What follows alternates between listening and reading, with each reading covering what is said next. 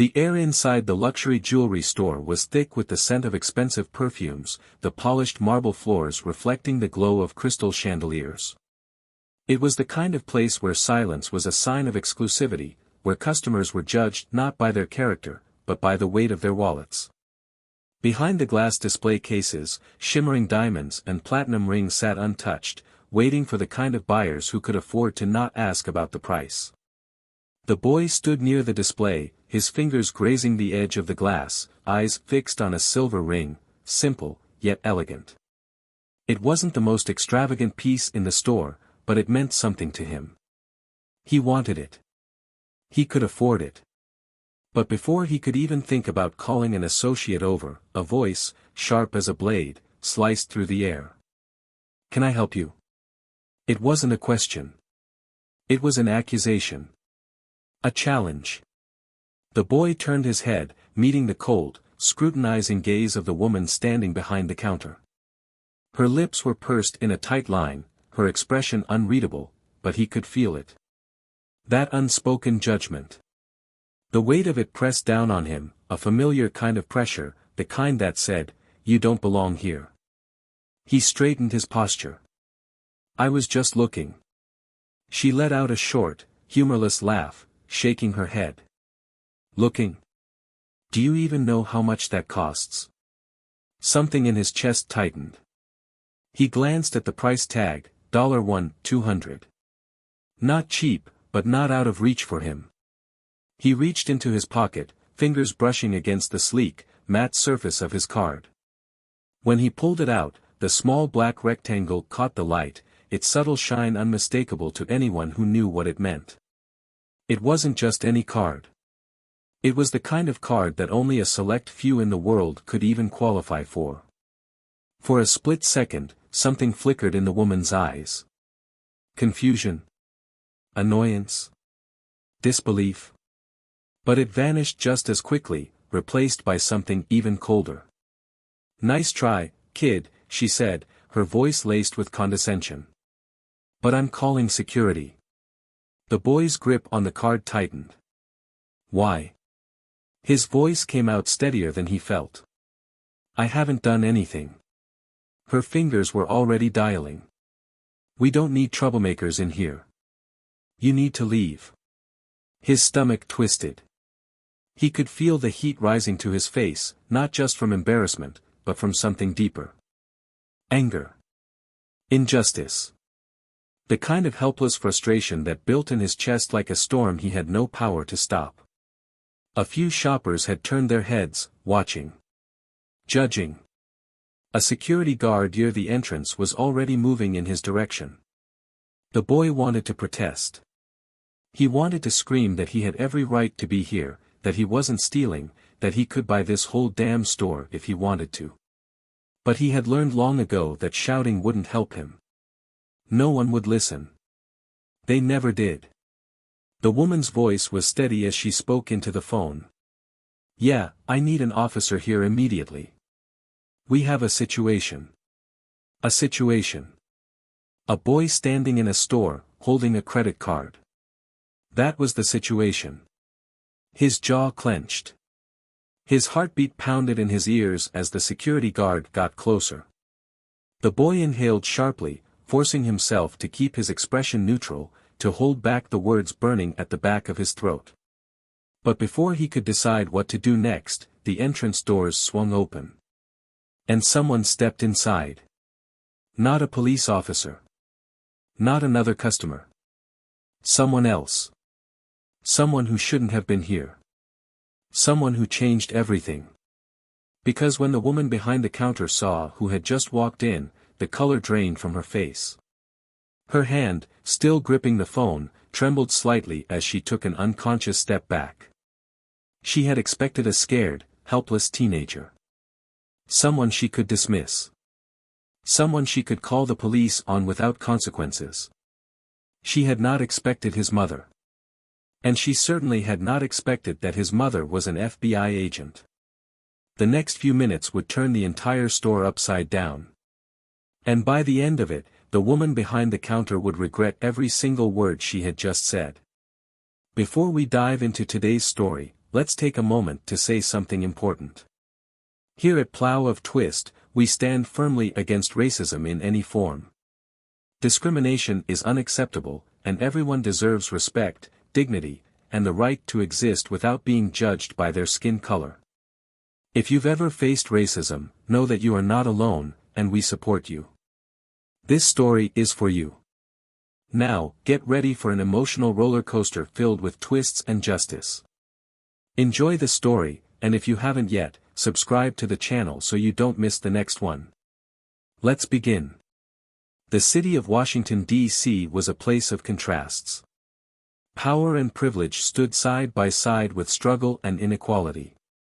It was a city of towering government buildings, historic monuments, and the quiet hum of politics shaping lives in ways most people never even realized. But beneath the grandeur of its marble facades, the truth was simple: the rules were different depending on who you were. Some people walked into places like high-end boutiques and were greeted with smiles, eager sales associates offering them champagne as they browsed. Others, no matter how well-dressed, no matter how wealthy, no matter how polite, were met with suspicion. Jamal Carter had learned this lesson early. At 13 years old, he wasn't naive. He had seen the way people looked at him when he walked into certain spaces. The way security guards tensed up, their eyes tracking his every move as if he were a threat before he even spoke a word. He had seen the way clerks ignored him, only perking up when a white customer stepped inside. His mother had taught him how to handle these situations. Stay calm. Don't give them a reason. Speak clearly. Make sure your hands are visible. But no matter how much he followed the unwritten rules, it never seemed to matter. That afternoon, Jamal had walked into Astoria Jewelers, an exclusive high-end jewelry store known for catering to politicians, diplomats, and the wealthy elite of D.C. The store was pristine, polished floors, dim lighting that made the diamonds gleam, and a hushed, almost sacred atmosphere. A place where money dictated your worth. He wasn't nervous. He had been here before. But today, he wasn't with his mother. He had come alone. The reason was simple. Tomorrow was his mother's birthday, and he wanted to buy her something special. Not because she needed it, she was the kind of woman who barely had time for jewelry, always too busy working, always too focused on taking care of everyone but herself. But Jamal wanted to do something for her. Something real. A reminder that he saw her, that he appreciated her. He had saved up his allowance, a few bonuses from doing extra chores, and, of course, his mother had given him access to his personal bank account. She had always said it was important for him to understand the value of money, to make responsible choices with it. He wasn't reckless. He knew what he could afford. And that's when he saw it. A simple, silver ring with a small, delicate sapphire in the center.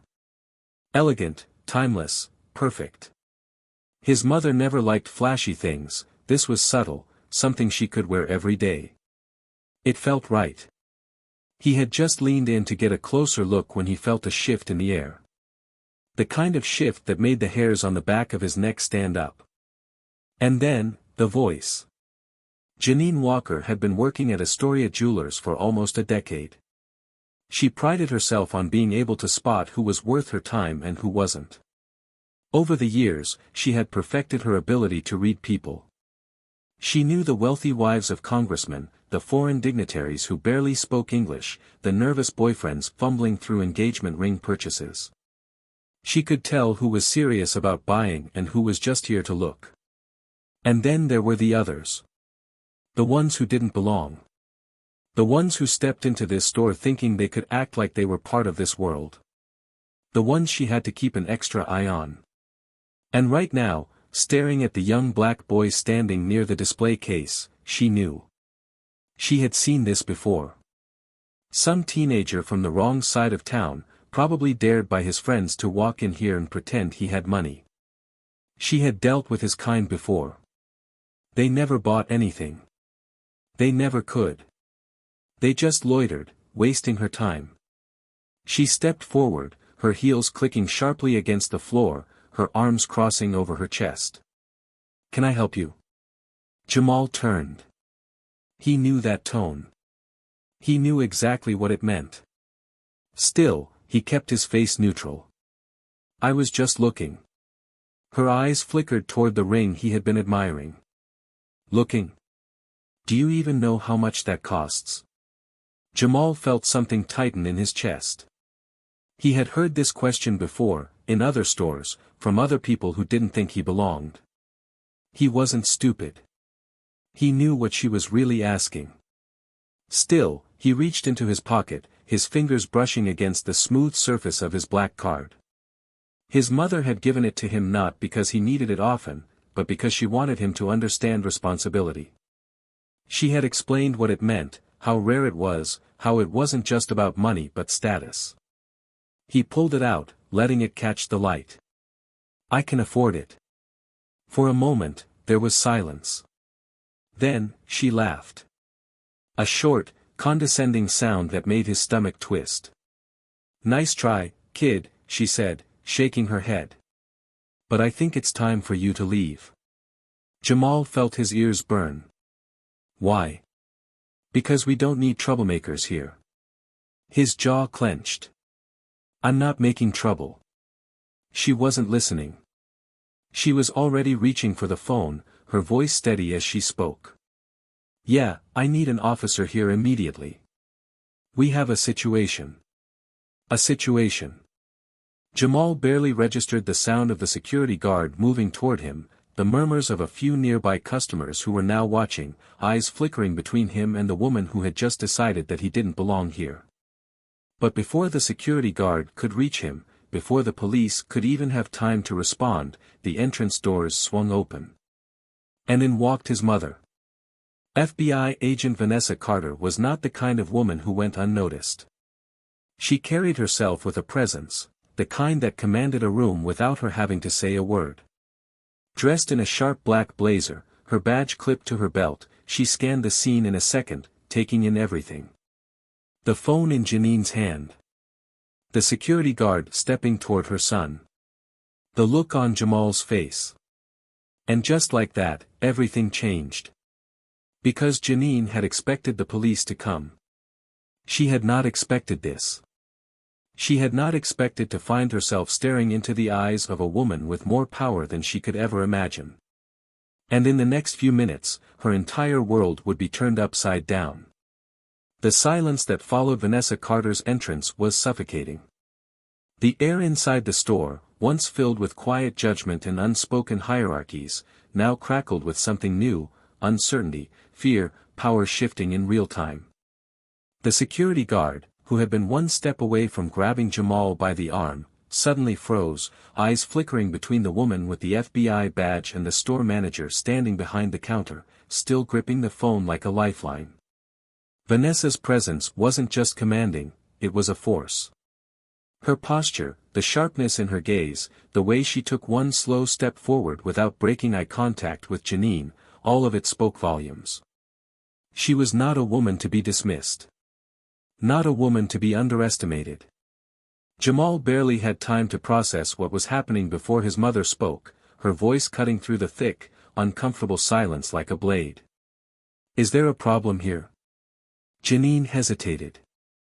For the first time since she had decided that Jamal didn't belong in her store, she looked unsure.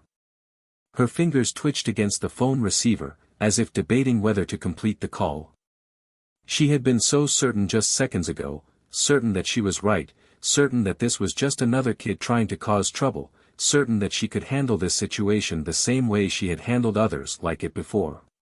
But now. Now she was staring into the eyes of a woman who wasn't just some angry mother. She was something else entirely. Janine's throat tightened.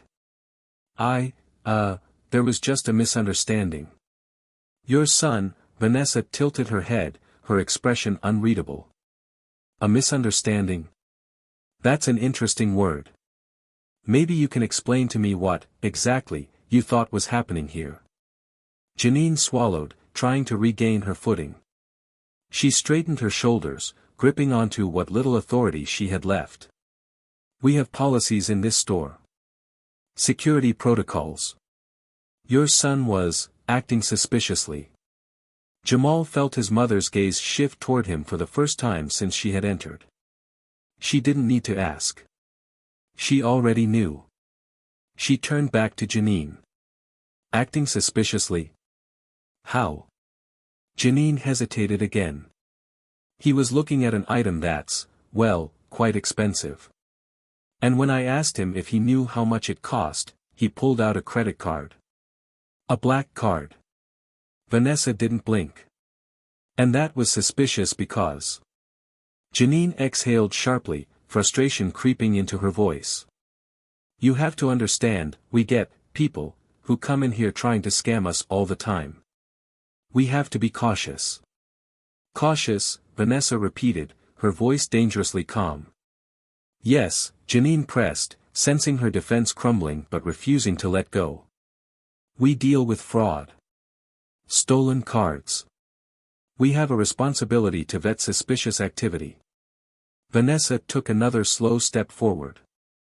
So let me get this straight. A 13-year-old boy, who walked into this store alone, wearing a hoodie, looking at jewelry, and presenting a legitimate black card, was automatically assumed to be a criminal? Janine's mouth opened, but no words came out. The weight of Vanessa's words hung heavy between them. The security guard shifted uncomfortably, taking a small step back, clearly unwilling to involve himself in something he now realized was much bigger than him. Vanessa let the silence linger. Let it sink in. Then she turned to her son. Jamal. Tell me what happened. Start from the beginning. Jamal exhaled slowly. He could feel his heart still racing from the adrenaline, but with his mother here, the fear that had gripped him earlier was replaced with something else. Strength. He met her gaze. I came in to buy you a birthday gift, he said, his voice steady now. I saw a ring I thought you'd like. I wasn't sure about the price, so I leaned in to check. That's when she came over and asked me if I even knew how much it cost. She laughed at me when I showed her the card. Then she called security. Janine's face flushed. That's not exactly, Vanessa's sharp gaze cut her off. You called security? Janine's fingers tensed around the phone. Yes. But only because, Vanessa took another step forward. Who exactly were you calling, Ms. Walker? Janine's face drained of color. She hadn't checked the name on the card. She had just assumed.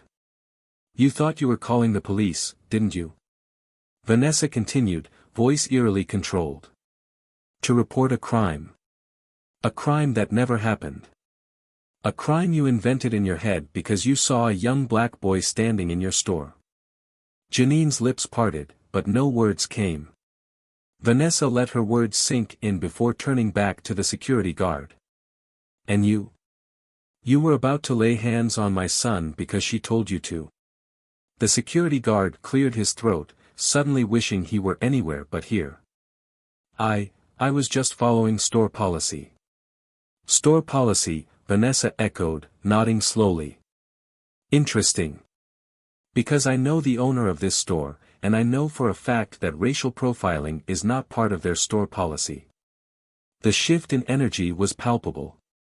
The other customers, who had been quietly observing from the edges, now watched with rapt attention, realizing they were witnessing something much bigger than a simple misunderstanding. Vanessa let out a slow breath. Here's what's going to happen, she said, her voice carrying absolute authority. You're going to give my son an apology. Right now. Janine's jaw tightened. Now. The woman's lips pressed into a thin line, her pride warring with the reality of the situation. Jamal watched as she swallowed hard, forcing herself to look at him. I apologize if there was a misunderstanding. Vanessa's eyebrows raised. That wasn't an apology. That was an excuse. A long silence. Finally, Janine inhaled sharply, forcing out the words. I'm sorry. Vanessa stared at her for a moment longer before turning back to Jamal. Do you still want to buy the ring? Jamal hesitated. He looked down at the display case, then back up at Janine's stiff posture, the barely contained resentment in her face. "No," he said finally. "I don't want anything from this store." For the first time since she had entered, Vanessa smiled. A small, knowing smile. "Good choice." She turned on her heel, gesturing for Jamal to follow. The room remained silent as they walked toward the exit, the tension so thick it felt suffocating. But just as Vanessa reached the door, she paused. Turned back. "Oh, and Ms. Walker," she said, her voice still cool, measured. "You might want to make a few calls of your own. Because after today, I don't think this store is going to be doing business the same way for much longer." And with that, she walked out, leaving the weight of her words hanging in the air. Janine stood frozen, heart pounding, a deep, growing sense of dread settling in her stomach. She had no idea what was coming next. But she was about to find out. The weight of the encounter at Astoria Jewelers lingered long after Vanessa and Jamal had left the store. The tension, the barely contained rage beneath Vanessa's composure, the sharp humiliation etched into Jamal's face, none of it had dissipated. If anything, it had settled, thick and immovable, like a storm gathering on the horizon, waiting to break. Vanessa had spent years navigating spaces where she wasn't wanted, learning how to turn the rules against the very people who had written them. But there was something different about this. Something deeper.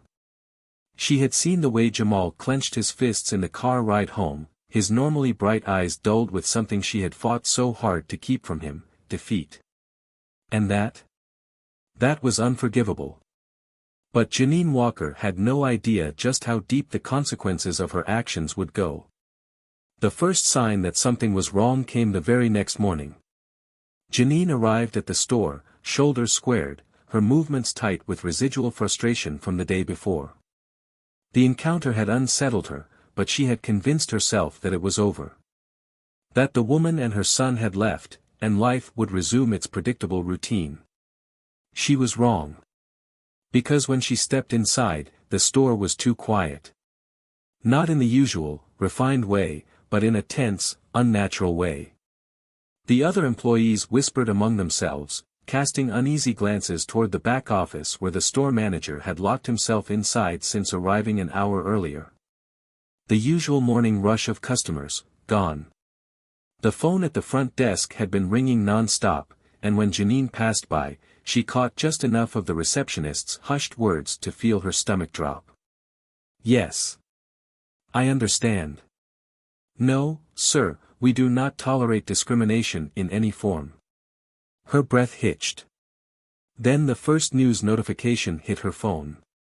FBI agent confronts racist employee at luxury jewelry store, full video goes viral. Her blood ran cold. She tapped the link with shaking fingers, and there it was, footage, clear as day, of her standing behind the counter, mocking that kid, dismissing him, calling security, laughing at his black card like it was a joke. The video captured every detail, the sheer arrogance in her voice, the immediate switch in her tone the second Vanessa Carter walked in. The moment she realized exactly who she had just disrespected. The caption beneath the video was brutal. "When being racist goes horribly wrong. FBI agent Vanessa Carter exposes luxury stores' discrimination. Watch until the end, justice is served." Millions of views. Thousands of comments. Her hands trembled as she scrolled. This is disgusting. She needs to be fired immediately. Can you imagine how often this happens to black kids who don't have FBI moms? Vanessa Carter is a queen for how she handled this. But this woman? She needs consequences. She felt sick. A sharp knock on the glass of the manager's office made her jolt. The door swung open, and when her manager stepped out, his face was drained of color. He barely looked at her as he gestured for her to follow. Office. Now. The moment she stepped inside and the door closed, she knew. Knew before he even spoke, before he ran a hand down his face in exhaustion, before he turned the computer screen toward her, displaying email after email of complaints, statements from customers canceling their accounts, local news articles picking up the story. "This is bad, Janine," he muttered, voice low and tight. "This is really bad." She swallowed, trying to steady her voice. "It was a misunderstanding," her manager slammed his hand on the desk. "The hell it was. You humiliated a kid on camera, and now the entire country is watching." Janine's pulse pounded. I didn't know he was." "You didn't know he was what?" "That his mom was FBI. That she had the power to take this store down in less than 24 hours. You didn't bother to check his name before calling security on a paying customer." She opened her mouth, but nothing came out. "You think this is just about you?" he continued, voice rising. "This is bigger than you. We've lost 6 major clients overnight. They don't want to be associated with this store anymore. There are calls for boycotts, Janine. Do you get that? There's an investigation into whether we've had prior complaints of racial profiling. Corporate is furious." A heavy pause. "And then, I don't have a choice. You're fired." Everything stopped. Her chest constricted. "What? You're done. I need you to pack your things and leave immediately." She felt her breath catch. This couldn't be happening. "You're blaming me for this?" she hissed. "I was just following protocol." "Was racial profiling part of protocol?" he snapped. "Because that's how it looks. Do you think this would have happened if that kid was white?" Her face burned. "This is unfair." "You know what's unfair?" he interrupted. "The fact that a kid couldn't walk into our store without being treated like a criminal. The fact that we have to deal with the fallout of your actions." She felt a chill run down her spine. He sighed, rubbing his temple. "Corporate wants to do damage control. And that starts with you. You're a liability now, Janine. You brought this on yourself." A sharp knock on the door. A security guard stood outside, waiting. Janine's stomach lurched.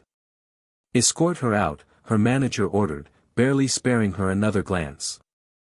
Her legs felt unsteady as she walked past the employees who wouldn't look at her, past the counter where she had stood so confidently just yesterday. The whispers followed her out the door. When she stepped onto the sidewalk, the blinding light of a news camera flashed in her face. "Ms. Walker. Do you have anything to say about the viral video? Are you going to apologize? Did you know Vanessa Carter was FBI when you called security?" Her head spun. Then her phone buzzed. One last email. She clicked it open, hands numb. From Vanessa Carter. Subject: "I hope you learned something from this." Body: "Actions have consequences. Always remember that." Janine stared at the words, her heart pounding in her ears. Then, for the first time since this all began, she felt the fear set in. The moment Janine stepped onto the street, she felt the full weight of what had happened crash down on her. The cameras flashed, the reporters' voices blurred into an indistinct hum of chaos, and her vision narrowed. She had been at the top of her game, an employee trusted with the most high-end clients, a woman who believed she had power in the carefully curated world of luxury retail. And now she was a pariah. She kept walking, trying to ignore the questions being thrown at her, the cameras capturing every inch of her shame. But the world wasn't done with her yet. Because when she finally managed to get into her car, hands trembling as she gripped the steering wheel, her phone wouldn't stop buzzing. Calls. Messages. Emails. She hesitated before unlocking it, but the moment she did, the reality of her downfall hit her like a freight train. Her bank had just sent a notice, her personal accounts were under review due to reputational risk. Her social media was flooded with thousands of comments, her name now synonymous with discrimination. Her personal email inbox was overflowing with messages from people she had worked with, cutting ties before the storm took them down too. And then there was the text from her landlord. "We need to talk about your lease. Call me ASAP." Her pulse pounded. This was spiraling faster than she had ever imagined. But the worst part came when she got home. She had barely stepped inside, shutting the door behind her with shaky hands, when the phone rang again. An unknown number. She considered ignoring it. But something told her she couldn't afford to. She pressed accept, holding her breath. At first, there was silence. Then, a voice, one she recognized immediately, a voice that was impossibly calm, controlled, powerful in a way that made her stomach twist. "Janine." Her breath hitched. "Ms. Carter," she forced out, her voice weaker than she wanted it to be. "Vanessa," the woman corrected, as if the formality meant nothing to her. "We should talk." Janine swallowed. Do you understand what you did?" Vanessa's voice was level, but there was something dangerous beneath it, something that made it clear she wasn't asking out of curiosity. She wanted an answer. Janine felt something inside her snap. "I lost my job," she said, her words clipped, almost desperate. "I've been humiliated, dragged through the dirt, my life is falling apart." A silence stretched between them, thick and unforgiving. Then, Vanessa's voice came through the line, colder than ice. "You think you're the victim here?" Janine's breath shuddered. "You did this to yourself." "I didn't. You assumed my son was a criminal. You called security on a child for doing nothing. You humiliated him, made him feel like he didn't belong in a place where he had every right to be. And now that you're facing consequences, you think it's unfair." Janine squeezed her eyes shut. "Tell me," Vanessa continued, her tone deadly quiet, "when was the last time you had to explain to your child why people see them as a threat before they even speak? When was the last time you had to watch someone treat them like a criminal just for existing?" Janine had no answer. Jamal didn't just walk out of that store humiliated. He walked out of there carrying the weight of every single time this has happened to him before. Every moment in his life where someone looked at him and assumed he was less than them. And you? You were just another person who proved him right. The words cut. Janine clenched her jaw, something bitter rising in her throat. "I was doing my job." Vanessa's laughter was short, humorless. "No. You were using your job as an excuse to justify your bias. And now? Now you're living with the consequences of that bias." Janine's pulse pounded in her ears. "So what? You wanted to ruin my life? Destroy me? You've already won, Ms. Carter. What more do you want?" A silence. Then, a truth Janine wasn't prepared for.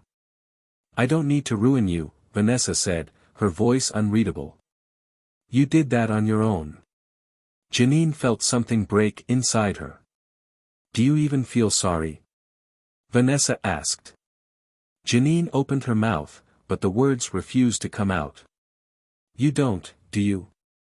Vanessa's voice was almost pitying now. "You feel sorry for yourself. But not for what you did. Not for Jamal." Janine's throat burned. You're going to carry this with you for the rest of your life," Vanessa continued, as if she already knew how this would end. "Every job interview, every time you walk into a room, every time someone hears your name, they're going to remember this moment. And there's nothing you can do to change that. Because you didn't just make a mistake, Janine. You made a choice." Janine's hands shook. "And now? You have to live with it." The line went dead. Janine stood there, staring at the phone, her entire body numb. Because for the first time, she understood. This wasn't just about one bad decision. This was about who she was. And there was no undoing it. Janine sat in the dim glow of her nearly silent apartment, the only sound being the distant hum of traffic outside her window, a dull, faraway reminder that the world was still moving forward while she sat frozen in place, unable to escape the weight of what had happened. Her phone rested in her hands, but she couldn't bring herself to look at it again. She had seen enough, read enough, felt enough to know that no matter how many times she refreshed her inbox or checked for updates, the outcome would remain the same. She had been erased, cast out of the very world she had spent her entire adult life carefully curating for herself, a world she had once navigated with an effortless certainty, convinced that she understood how everything worked. She had believed in the unspoken rules of society, the silent agreements that dictated who was respected and who wasn't, who was welcome and who would always be seen as an outsider, no matter how much money they had in their pockets. She had enforced those rules without a second thought, wielding her authority with the kind of casual confidence that came from never having to question whether or not she belonged. But now, she was standing on the other side of it, and the sheer weight of that realization was suffocating. Her mind raced, fragments of conversations, accusations, headlines flashing through her thoughts in a chaotic spiral that refused to let her breathe. She could still hear Vanessa Carter's voice in her ear, steady, unshaken, full of a quiet power that Janine had not recognized until it was far too late. She could still hear the controlled edge in that woman's tone, the way every word had landed like a perfectly aimed bullet, each syllable cutting deeper than the last. She had been expecting anger, expecting loud, indignant fury, expecting to be yelled at, maybe even threatened. But Vanessa had not raised her voice once. She hadn't needed to. The calm certainty of her words had been more devastating than any rage could have been, because it was the truth, and there was no fighting against the truth. You did this to yourself. You made a choice. Now you have to live with it. She had wanted to deny it, had wanted to argue, had wanted to explain that she had only been doing her job, that she had followed protocol, that she hadn't meant for any of this to spiral out of control. But as soon as she had opened her mouth, she had realized that there was nothing left to say. She had spent her whole life believing that people like Vanessa Carter were the ones making trouble, that they were always looking for a reason to turn things into a bigger issue than they actually were, that they were playing the victim. But the truth had hit her like a truck, and now she couldn't escape it. She was the problem. It wasn't a mistake. It wasn't a misunderstanding. It was who she was, and that realization was more terrifying than anything else. The phone buzzed again, vibrating against the wooden surface of the table, a sharp, intrusive noise that made her stomach twist with dread. She knew what it was before she even looked. Another notification. Another news update. Another person she had once considered a colleague, a friend, a connection cutting her off like she never existed. She forced herself to pick it up, to swipe open the screen, and the words that greeted her made her breath catch in her throat. Astoria Jewelers announces comprehensive review of policies following racial profiling incident. Her vision blurred slightly as she skimmed the article, her heart pounding harder with every sentence. The statement from corporate was polished, professional, designed to make it clear that the company did not condone discrimination of any kind while subtly distancing themselves from the scandal that was still unfolding. There was a mention of diversity training, of new policies, of a full internal investigation to ensure that this never happened again. But Janine barely absorbed any of it. Her eyes locked onto a single, gut-wrenching line buried near the bottom of the statement, a sentence that sealed her fate in a way she had not been prepared for. Sources confirm that the woman in the viral video, Janine Walker, has been permanently blacklisted from high-end retail establishments across the district. Several luxury brands have privately acknowledged they will not consider applications from Walker due to concerns over liability and public perception. Blacklisted. The word sent a shiver down her spine. She had spent years building her reputation, climbing the ranks, ensuring that she was seen as one of the most knowledgeable and trusted professionals in her field. She had worked tirelessly to cultivate the right connections, to position herself in the circles that mattered. And now? Now she wasn't just unemployed. She was untouchable. A knock at the door snapped her out of her thoughts, making her flinch. She sat frozen for a moment, her mind immediately jumping to the worst-case scenario. What if it was the press? What if they had found her address? What if they were standing out there, cameras and microphones ready to broadcast her humiliation to the world in real time. The idea made her stomach churn, but she forced herself to move, to stand, to take the slow, reluctant steps toward the door. She inhaled deeply before opening it, bracing herself for whatever was coming next. It wasn't a reporter. It was her landlord. His expression was unreadable, his posture tense, his gaze sharp with the kind of calculated detachment that told her he had already made up his mind before even knocking. He didn't waste time with small talk or pleasantries. "We need to talk." Her stomach dropped. She tried to keep her voice steady. I got your message. I was going to call." He shook his head, cutting her off before she could even start. "It's already too late for that," he said, his tone firm but not unkind, as if he almost pitied her. "Look, Janine, I've been getting calls. I don't know how, but your name is everywhere. People are reaching out, asking why I'm renting to you. I've had people threatening to pull out of contracts if I don't do something about it." Her throat tightened. "You're evicting me?" He exhaled heavily, as if he had been hoping to avoid saying it outright. "It's not personal. It's business. This building thrives on reputation. And right now, having you here, it's bad for business." Her pulse pounded. "I've never missed rent. I've never, it doesn't matter," he said, his voice blunt. "You're toxic right now, Janine. No one wants to be associated with you." A long silence stretched between them, thick and suffocating. She wanted to argue, to fight, to scream that this wasn't fair, that she hadn't done anything to deserve losing everything in a matter of days. But the truth was staring her in the face. She had spent years believing that the system was fair, that good people didn't get punished, that if someone ended up on the losing side of things, it was because they had done something wrong. And now, here she was. Her landlord sighed, rubbing his temple. "I'm giving you 30 days, he said finally. "After that, you need to be out." The finality of those words hit her like a brick to the chest. He left without another word. And as she stood in the silence of her once secure apartment, staring at the door that had just closed behind him, the truth settled in her bones, heavy and undeniable. She had nothing left. For the first time in her life, she understood what it meant to lose everything. Janine sat in the middle of her apartment, surrounded by boxes that she had barely begun packing. The weight of the last few days pressed against her chest, suffocating, unrelenting. The walls that had once felt like a symbol of her success now felt like a prison closing in around her.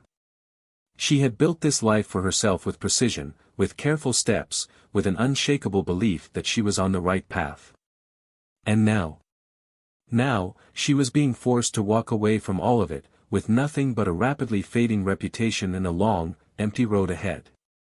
Her phone buzzed on the table beside her, a cruel reminder that the world outside hadn't slowed down just because her life had collapsed. She ignored it at first, knowing that whatever was waiting for her on the screen wasn't good news. More rejections, more headlines, more reminders that she had become a cautionary tale. But after a moment, curiosity, or maybe desperation, got the better of her. She reached for the phone with trembling fingers and glanced at the screen. A text message. From a number she didn't recognize. She hesitated before opening it, her stomach twisting with anticipation. "You don't know me, but I know who you are. I used to work with you. I just wanted to say. I remember how you treated me. I remember how you looked at me when I walked into that store, how you never thought I was good enough to be there. Now the world is giving you a taste of what it feels like. I hope you learned something from it." Her chest tightened. She stared at the message, her breath shallow, her mind racing. She didn't recognize the number, but she didn't have to. She had spent years dismissing faces, looking past people, judging them in an instant without ever considering their stories. How many times had she done this? How many people had she made feel small without ever giving it a second thought? She had believed that she was simply upholding a standard, protecting the exclusivity of the spaces she worked in. But now, sitting in the wreckage of her own making, she could see it for what it really was. A knock at the door startled her. Her heart jumped, her pulse pounding as she hesitated. She wasn't expecting anyone. Her landlord had already given her the notice.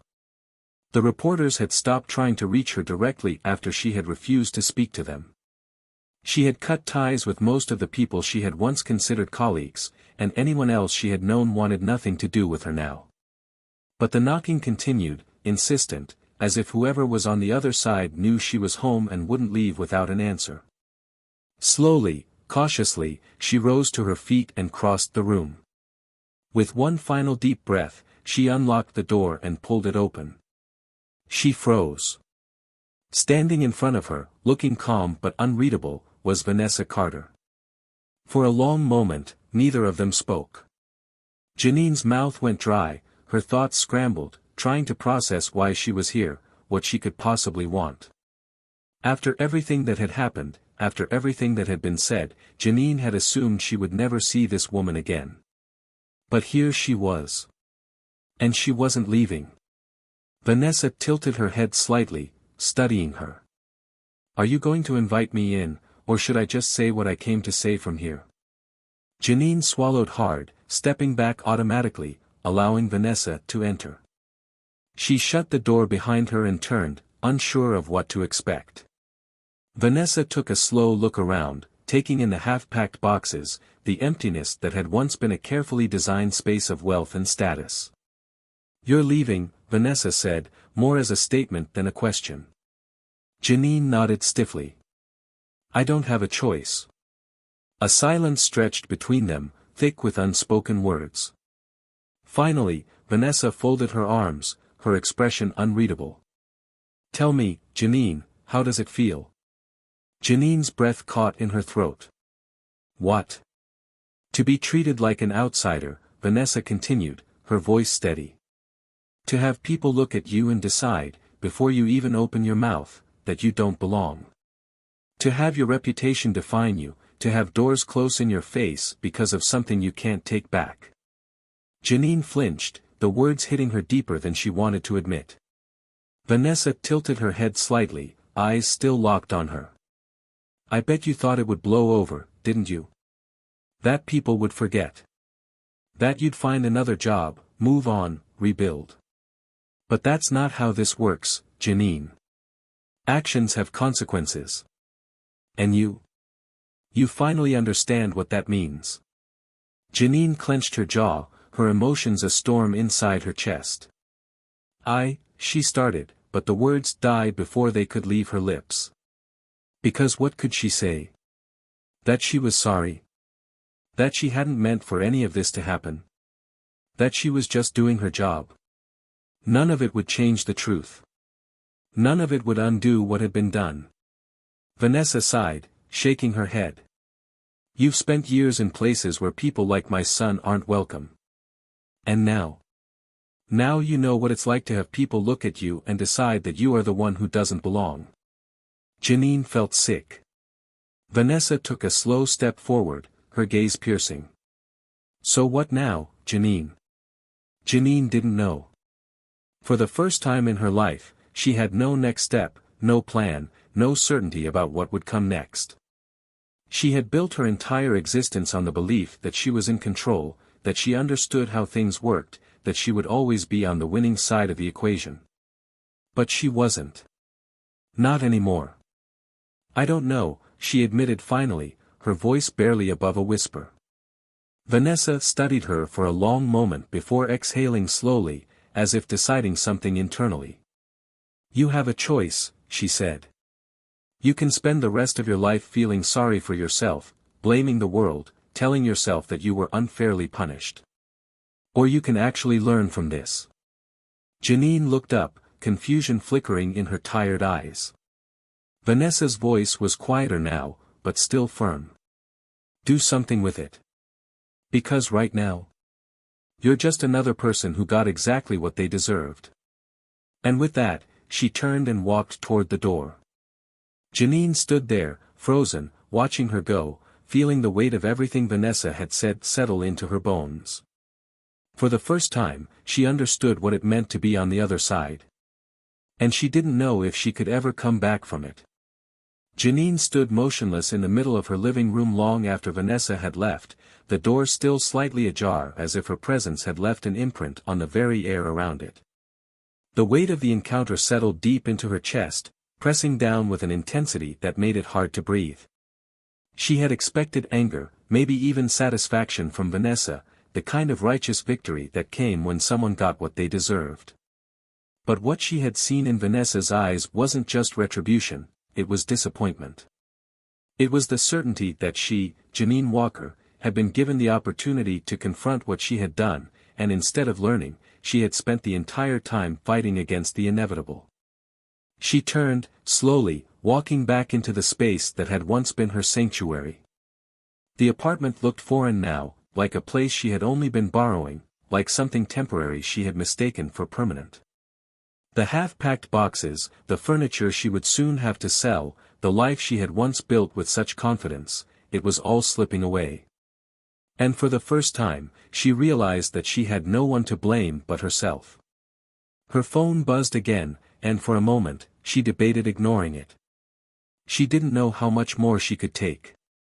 But some part of her, the part that needed to know just how deep the damage went, forced her to reach for it. Another email. Another message telling her that her name had been erased from yet another professional network. Another opportunity lost before it had even begun. She let out a slow breath, her fingers tightening around the device as she scrolled through the messages, scanning the words that had become all too familiar. We regret to inform you. In light of recent events. Due to the circumstances surrounding. We are unable to proceed with your application. She had once been someone people trusted. A name that carried weight, a reputation that had mattered. Now, she was nothing more than a stain, a warning sign, a name people whispered in hushed tones when discussing what happens when you fall from grace.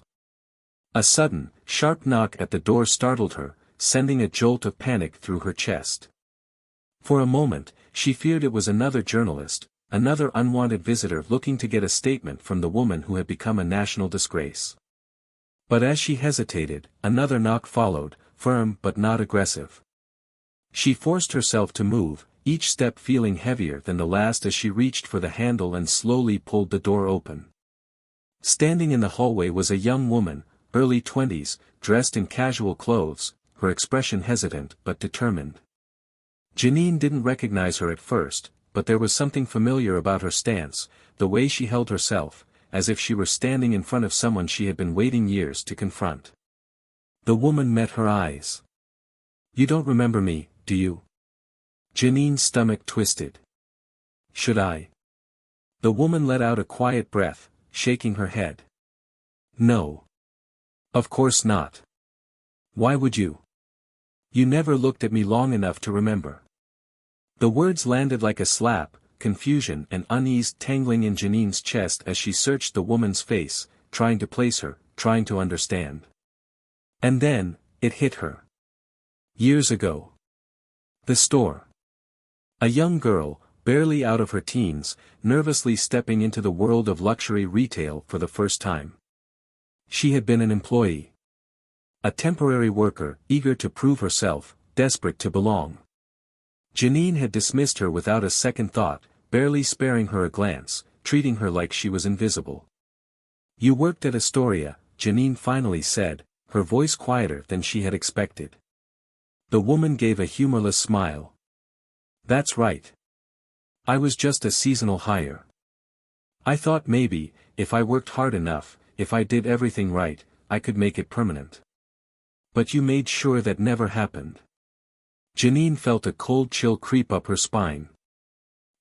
You never even said my name, the woman continued, shaking her head slightly. Not once. You just called me girl or hey you or didn't address me at all. You barely acknowledged I existed unless it was to criticize me.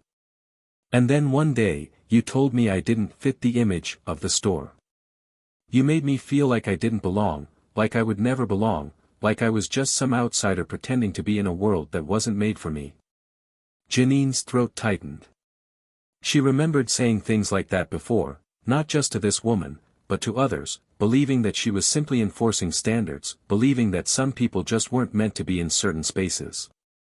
It had never felt cruel to her at the time. It had felt like order. But now, standing in the wreckage of her own life, she understood what it had actually been. The woman exhaled, folding her arms across her chest. You took everything from me that day. You crushed any confidence I had. I walked out of that store feeling worthless. And now? She gestured around the apartment, her expression unreadable. Now you know how that feels. Janine had no words. For the first time since everything had fallen apart, she saw herself clearly, not as the victim, not as the one who had been unfairly punished, but as someone who had spent years making people feel small, making them feel like they didn't belong, and now she was living that reality herself. A long silence stretched between them, thick and suffocating. Finally, the woman took a step back. I didn't come here to gloat, she said, her tone softer now. I just wanted to look you in the eyes and know that you understand what you did. And I needed to know, if you regret it. Janine's breath caught in her throat. Did she? For days, she had been trapped in a storm of anger, denial, self-pity, fighting against the idea that she had deserved this downfall. But standing here, face to face with someone she had hurt, someone whose pain she had once dismissed as irrelevant, she realized something. She did regret it. Not just because she had lost everything. Not just because she was suffering now. But because she had never once thought about the people she had hurt before it happened to her. Her voice was barely above a whisper. I do. The woman studied her for a long moment, searching for something real in her face. Then she nodded slowly, as if she had found it. Good, she said. And then, without another word, she turned and walked away. Janine watched her go, her heart pounding, a strange, unfamiliar tightness in her chest. For the first time, she wasn't thinking about her own suffering. She was thinking about all the people she had made suffer before her. And she wasn't sure if she would ever be able to forgive herself for it. The days passed, but the weight of what had happened never left Janine. The world had moved on without her, and she was left with nothing but the echoes of her own choices. She had lost her job, her reputation, her home. The industry she had built her career in had shut its doors in her face. She had spent her entire life believing she was above consequences, that she was untouchable in the spaces she navigated, and now she was on the outside looking in. It was a cruel, suffocating irony that she had never anticipated. She tried to apply for new jobs, but every interview ended the same way, polite smiles, hesitant responses, and a vague promise that they would be in touch. But they never were. No one wanted to hire her. No one wanted to take the risk. Her name had become a warning, a reminder of what happened when someone made the wrong kind of mistake in the wrong place at the wrong time. She had spent years turning people away, making them feel like they didn't belong. Now, she was the one standing in that uncomfortable space, being measured, being dismissed before she even had a chance to prove herself. And the worst part? She deserved it. The realization burned, but she couldn't escape it. She had spent so long thinking of herself as someone who was simply enforcing the rules, but the truth was, she had been using those rules to justify the way she treated people. She had made decisions about people's worth based on assumptions, on bias, on a system that she had never questioned, until now. She had lost everything. But the real question was, what was she going to do next? Meanwhile, across the city, life had moved forward for Jamal and Vanessa. The aftermath of what had happened at Astoria Jewelers had been bigger than either of them had expected. The store had suffered massive losses, high-profile clients had pulled out, and corporate had been forced to make sweeping changes. They had issued apologies, revamped their policies, and made promises about ensuring this would never happen again. But Vanessa knew the truth. A store policy wouldn't change the world. One viral moment wouldn't erase the deep-seated bias that Jamal, and so many others, faced every single day. Change wasn't about one moment. It was about what happened after. That was why, in the weeks following the incident, Vanessa had made a decision. She had always been a fighter, always been someone who stood up for what was right, but this time, she was going to take it a step further. With her platform growing after the media attention, she launched a new initiative, one focused on holding businesses accountable, on teaching young black kids how to navigate spaces that weren't built for them, on ensuring that the next Jamal wouldn't have to experience what her son had. It wasn't just about punishing the past. It was about shaping the future. And Jamal? He was watching it all unfold, learning from it, taking in the lessons his mother had always taught him but now understood in a way he hadn't before. He had always known the world wasn't fair, but for the first time, he understood that he had the power to change things too.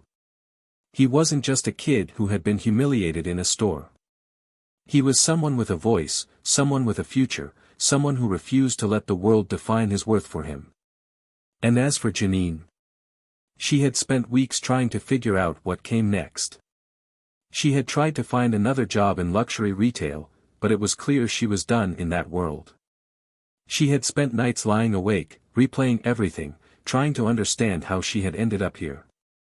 And then, one evening, as she scrolled through the endless stream of news articles, social media posts, and think pieces dissecting her downfall, she came across something unexpected. An article about Vanessa's initiative. She read it once, then twice, something heavy twisting inside her as she took in the details.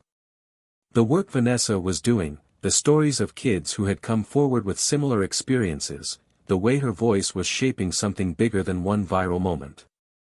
And for the first time, Janine wondered, was there a way forward for her?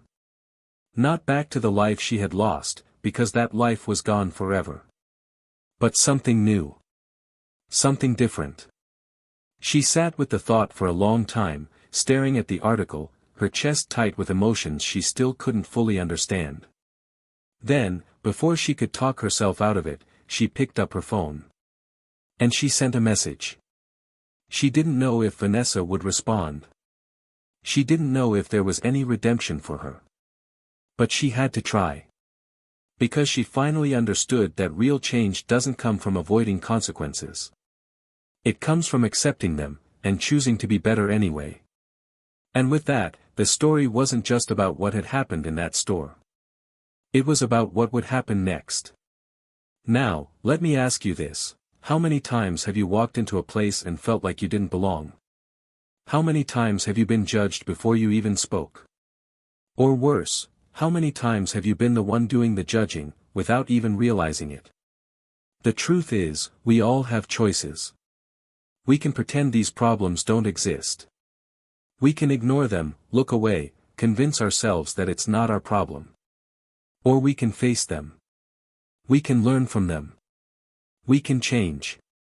So, tell me, what choice are you going to make?